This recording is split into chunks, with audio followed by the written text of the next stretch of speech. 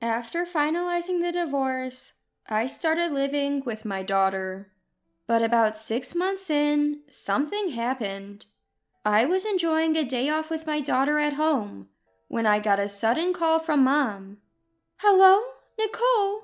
Listen, Turns out my ex-husband Freddie and my former mother-in-law Jessie had shown up unannounced at my parents' house and let themselves in.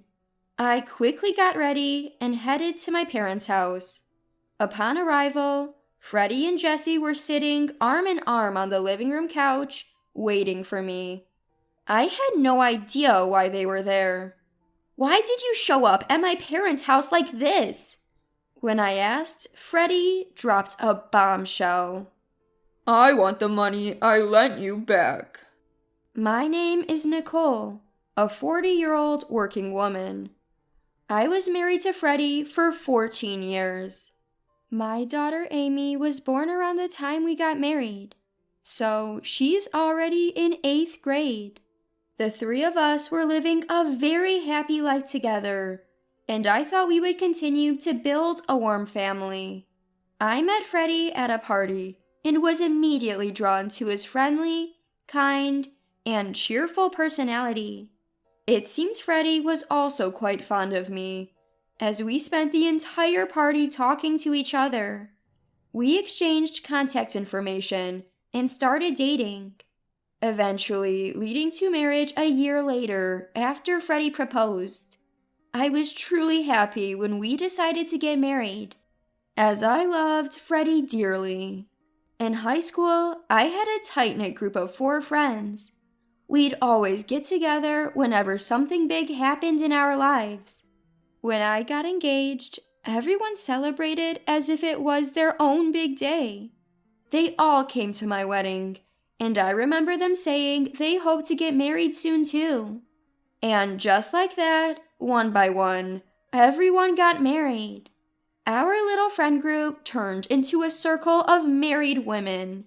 We joke about how our get-togethers had matured overnight. Then I had a baby, and soon enough, everyone else did too. Our group quickly became a circle of mom friends.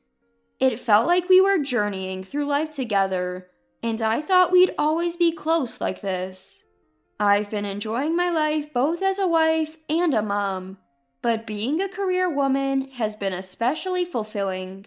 After graduating from college, I was assigned to a large company's planning and development department.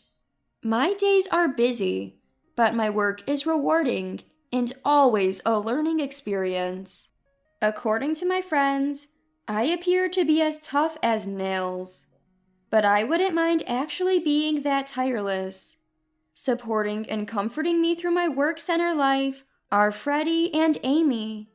Ugh, I'm so tired today. Oh, Mom, you worked hard today. Little Amy would greet me with a big hug and a smile when I came home from work. Just holding Amy wipes away the day's fatigue. Nicole, dinner's ready. And then there's Freddie, another source of comfort for me. Freddie quit his full-time job to support my career and started working part-time when Amy was born. He even picked her up from school and took on jobs at a local cafe.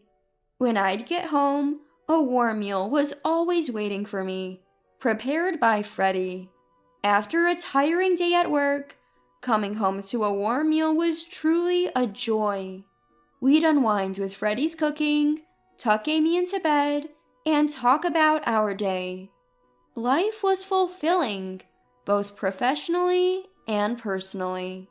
This was possible because Freddie and Amy were understanding of my work. But I started to take their kindness for granted and became more engrossed in my job. As I began to deliver results at work, I got promoted and earned a title. That led to more overtime, and I started coming home later and later. And when I'd finally get home, Amy was often already asleep. So Freddie continued to take on more shifts at the cafe, fully engrossed in his work too. Lately, I've been really into trying coffee from various specialty stores. Bought some beans today as well. I also picked up some cakes from a new bakery, so let's have them with coffee. Freddie was so passionate about coffee.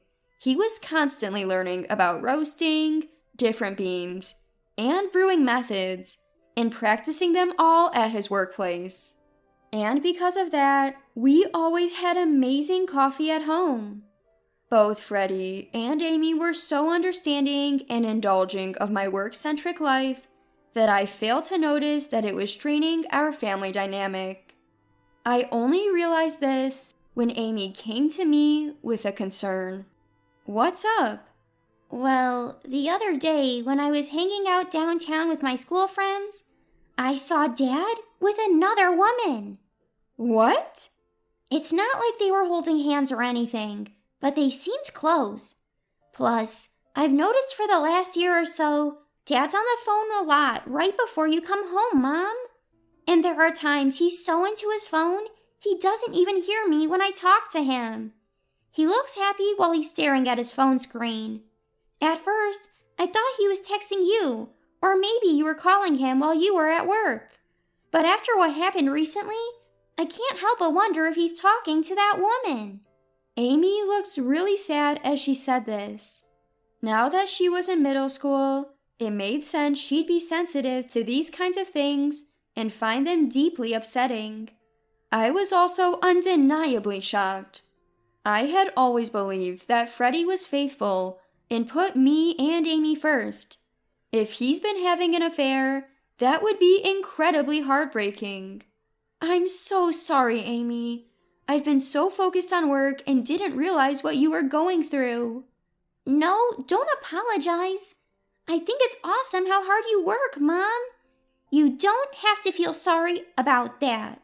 I felt so grateful when Amy spoke those kind words. Thank you, Amy. I'll look into it.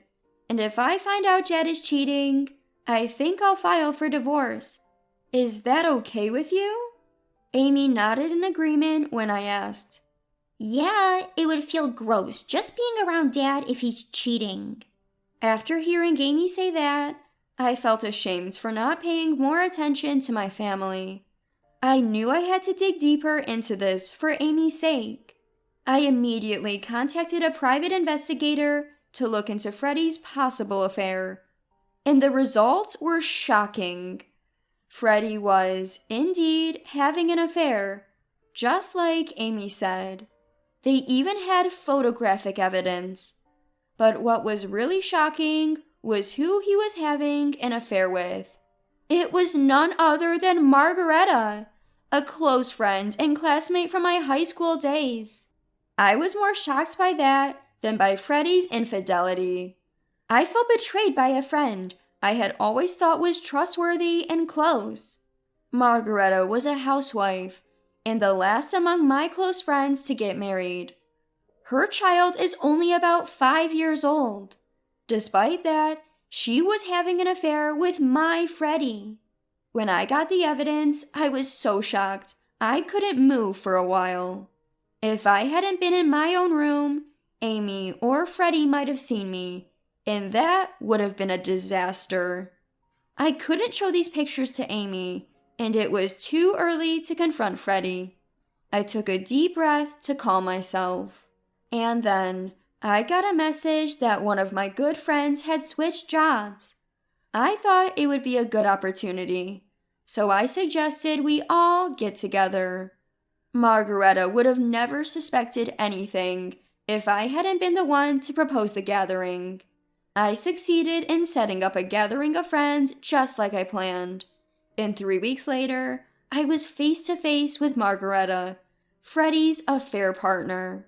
During that time, I quickly hired a lawyer and started preparing for divorce. I also told Amy about what I found out and that I'm planning to divorce him. So we spent our days off looking for a new place to live. And before I knew it, the day of the gathering with close friends arrived. First, we chatted about new jobs with friends who had recently switched careers, and everyone caught up on their latest news. Margareta was acting completely normal, seemingly unaware that I knew. It must be nice to have job changes and stuff to talk about. I'm a housewife, so my life is pretty much the same every day. Margareta responds just like that. Well, you have a husband who brings in plenty of money, so you don't need to work. That's not bad, right? Another friend chimes in. I am grateful for that, but yeah, sometimes I do feel a bit bored. Conversations had flowed long enough. It was time. So, is that why you had an affair with someone else's Freddie? What? My comment stunned not just Margareta, but everyone else too. Wait, Nicole, what are you talking about? Margareta turned pale and stayed silent as another friend questioned me. Margareta's been having an affair with my Freddie. What?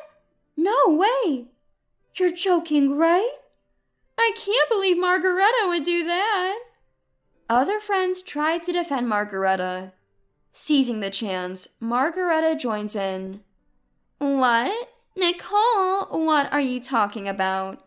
Are you sure you didn't mistake me for someone else? Of course, she'd play the innocent card.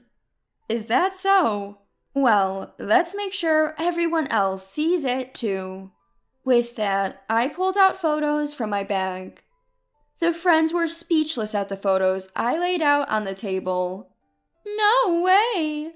Margareta, why would you? Margareta herself probably never imagined I'd have evidence in the form of pictures. She covered her open mouth with her hand, unable to hide her shock.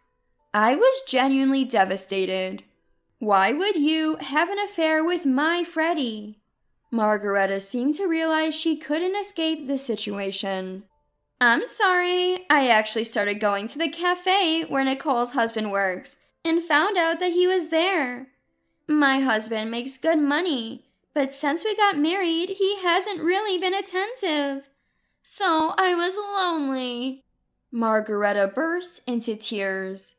But being lonely isn't an excuse for an affair, especially not with my husband Freddie. I continued the conversation, not swayed by Margareta's tears. Sorry to have to say this in front of everyone, but I'll be demanding compensation from you, Margareta. I also dropped off the paperwork detailing this at your house. Your husband is probably going through it right now. What? Why would you do something so cruel? Cruel? Who's the one cheating despite being married and having kids? You need to face the consequences. Hearing this, Margareta's face turned ashen. We can't really trust Margareta anymore. The rest of us left the restaurant, leaving Margareta behind. I've had my revenge on Margareta, so Freddie's next. He's probably heard from Margareta by now. Sure enough, he was already tipped off by Margareta when I got home. Hey, what's going on? What do you mean? I got a message from Margareta. About the affair, perhaps? Why would you expose us like this? You're the worst, you know that? Pretending to be a good husband while cheating behind my back. Margareta has a family too. Why would you expose her to her husband? You're saying that too? People who cheat must think alike. If you've done something wrong, you should be punished. So I'm divorcing you and demanding alimony and child support. He couldn't deny it. I had all the evidence. Mike agreed to the divorce, but wasn't happy about the financial part. Once I told him I was ready to take this to court with a top-notch lawyer, he finally agreed to pay. So I divorced Freddie and sold the house we were living in. Amy and I moved into a new condo. I took legal action against Freddie and Margareta, and thanks to my lawyer, I got $30,000 from each of them. Of course, I also demanded child support from Freddie. After the divorce was settled, life with Amy started to get into a new rhythm. Sure, it took a toll on me mentally, but slowly the wound started to heal. Then, about 6 months later, something happened. I was enjoying a day off with Amy when I suddenly got a call from Mom. What she told me was shocking. Freddie and my former mother-in-law Jessie had showed up unannounced at my parents' home and even let themselves in. Dad happened to be out at the time. That's why Mom had called me urgently. I quickly got ready and headed over. When I arrived, Freddie and Jessie were sitting on the living room couch, arms crossed, waiting for me. I had no idea why they were there. Why are you here at my parents' house all of a sudden? When I asked that, Freddie dropped a bombshell. I want you to pay me back the money I lent you. What? I've never borrowed money from you.